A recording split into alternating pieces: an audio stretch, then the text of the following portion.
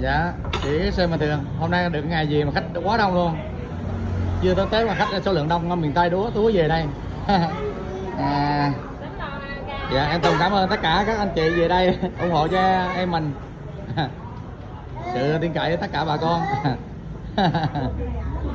Rồi quá tuyệt vời ha, Sài Gòn ha. Về đây chờ đợi lấy những giờ âm thanh đây. Dạ. Dạ. Dạ.